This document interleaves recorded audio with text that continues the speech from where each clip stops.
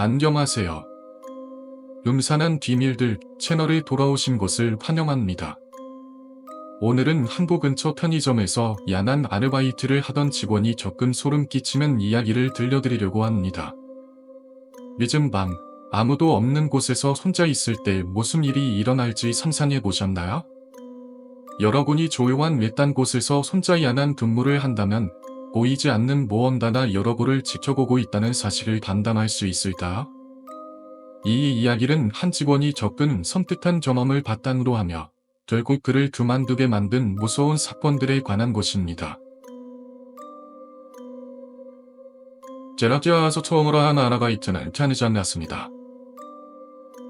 여기 모두가 벨체에 믿지 않은 편의점이라 새벽 1시만 되어도 손님이 거의 오지 않는 곳이었죠. 처음 이 징계를 맡았을 때 저보다 나이가 4살이 많은 분과 이 징계를 냈는데 그분이 그만두기 전에 며칠간 저와 같이 일을 하며 알려주게 되었습니다. 전임자는 서울에 있는 학교로 복학하게 되어 알바를 그만두게 된 케이스였는데 매번 궁금한 거 생길 때마다 잘 알려주셨고 그 때문에 빠르게 일을 배울 수 있었습니다. 그러다 거의 마지막 이 징계 날이 되었을 때 문득 궁금한 게 생겼죠. 그래서 편의점 알바하면서 가장 힘든 일이 뭐랬냐고 아주 과격히 물었습니다. 그런데 가만히 서 있던 전임자는 아마 믿기 힘들 거라고 하며 이야기를 시작했습니다. 대부분의 편의점이 비슷한 구조일 텐데 물건을 사고 파는 공간이 있다며 매장 안쪽에 창고방 같은 게 있고 그 안에는 물건을 쌓아두는 형태입니다. 그리고 컴퓨터가 있고 CCTV 화면도 볼 수 있는 공간이 있는데요. 전임자가 새벽에 혼자 편의점을 지키고 있을 때 손님이 하나도 없더랍니다. 그래서 창고 쪽으로 들어가서 CCTV 화면을 보며 폰으로 게임을 하고 있는데 어느 순간 화면에 움직임이 보였고 자세히 보니 웬 흑인 남자가 서 있더라는 거죠. 은희와수 지뢰가 앞에 흑인 남자가 서서 가만히 있는데 분명 사람이 들어올 때 문에서 종소리가 나야 하는데 전혀 듣지 못했다는 겁니다. 혹은 사람이 인기척이 자꾸 안쪽에서 들리기 때문에 분명 들어야 했는데 전혀 몰랐대요. 일단 손님이 들어왔으니 응대도나 위에 빠르게 계산기 앞으로 향했는데 보슬이 앞으로 와서 매장을 보니 이게 웬걸 사람이 없더랍니다. 설마 알바도 없어서 그냥 나가버렸나 싶어서 다시 창고방으로 들어갔던 했죠. 다시 의자에 앉아 폰으로 게임을 하려고 하는데 뭔가 기분이 이상하더랍니다. 반면전과 전혀 다른 분위기가 느껴졌고 이게 왜 이럴까 싶어 주변을 뚫어보니 CCTV 화면에 얼굴을 바짝 들이밀고는 흰자에만 있는 흑인 얼굴이 있더랍니다. 얼굴이 까매져 이발과 눈이 도드라질 정도로 하얗게 되어 있었고 너무 놀라서 그대로 뒤로 자빠지며 비명을 질렀다는 거죠. 처음에는 이게 귀신이라는 생각도 못해서 대체 저 높이를 어떻게 올라갔나 싶었대요. 아무리 키가 큰 서양인이라고 해도 사다리를 밟지 않고서는 CCTV 화면에 가릴 정도로 얼굴을 들이밀 수 없었습니다요. 그리고 순간적으로 이게 사람이 아니라 귀신이겠구나 싶었고 옆에 있던 컴퓨터를 켜고는 무작위로 번식한 찬송가를 큰 소리로 틀었답니다. 그랬더니 그 흑인 남자가 귀를 틀어막고는 그대로 통내리 벽을 뚫고는 밖으로 나갔다는 거죠. 저는 자에게 이 이야기를 듣는 내내 약간 거짓말 같다는 생각도 들었습니다. 하지만 며칠 자에 같이 일할 때 믿었던 것, 쉽사리 거짓말하는 사람 같지는 않았다는 거죠. 매자에 집중하고 필요 없는 말은 전혀 하지 않는 스타일이었거든요. 그런데 이분이 처음 이야기를 마치고 나서 두 번째 이야기도 있다고 하는 겁니다.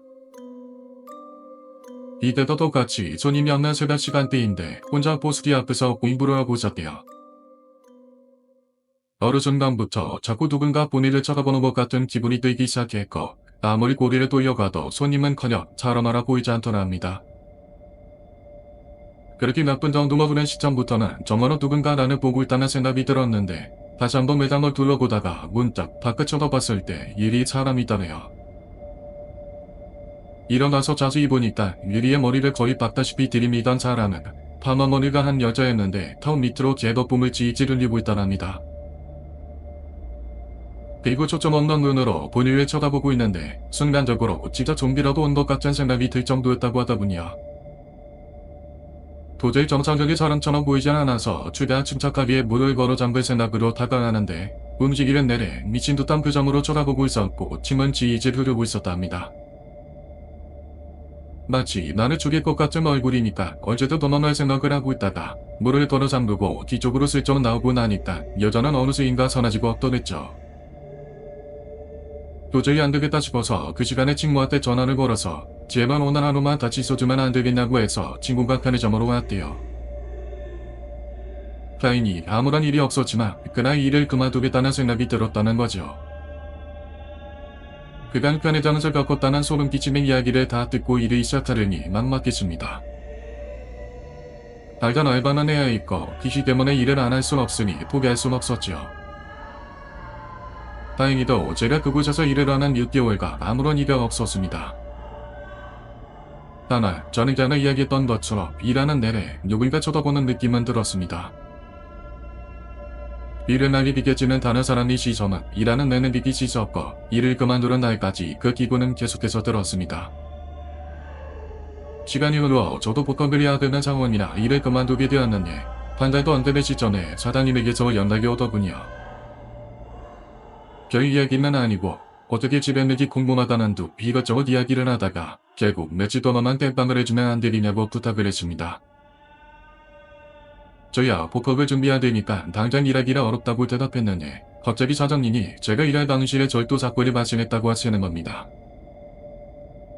그리고는 제가 마지막으로 일한 날 CCTV를 도입하고 왔는데 대체 왜 친구를 데려온 거냐, 그 친구가 물건 훔쳐간 거 아니냐고 추궁을 하더군요.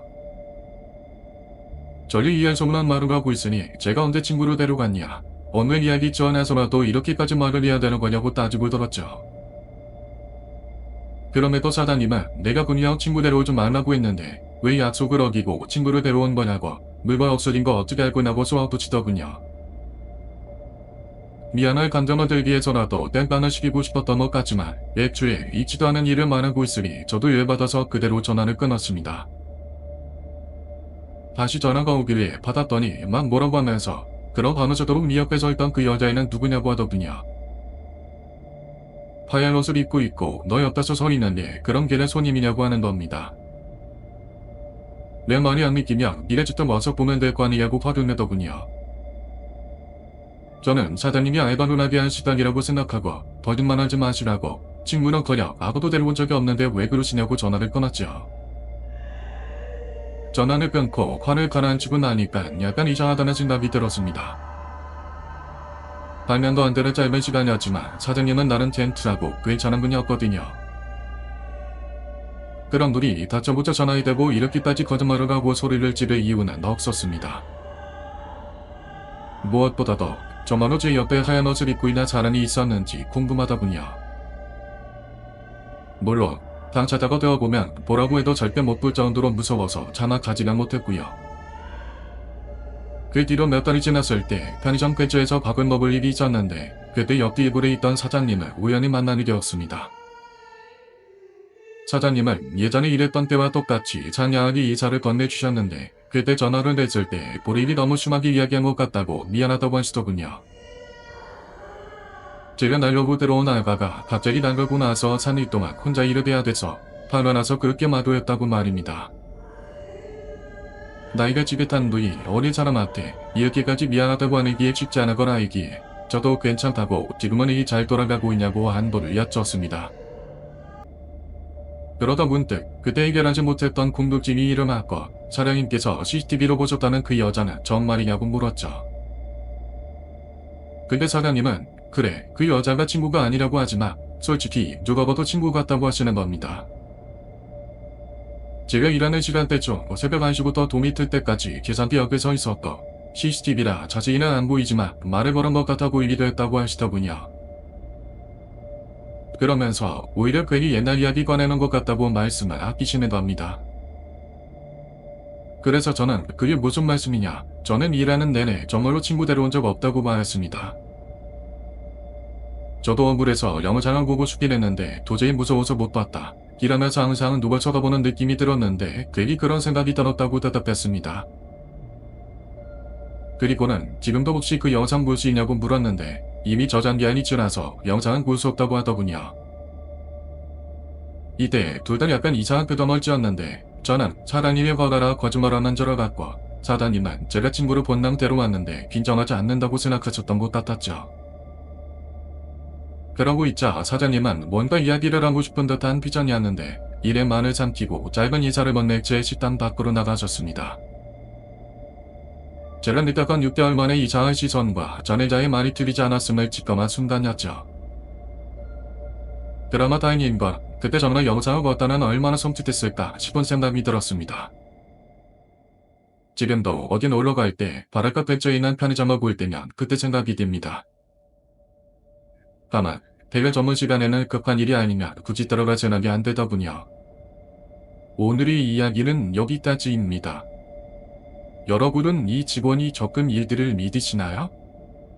눈에 보이지 않지만 우리 주변에 존재하는 모험가가 정말 있을까요? 좋아요와 구독을 잊지 마시고 이 이야기를 친구들과 공유해주세요. 다음 시간에는 더욱 무시무시한 이야기로 돌아오겠습니다. 감사합니다.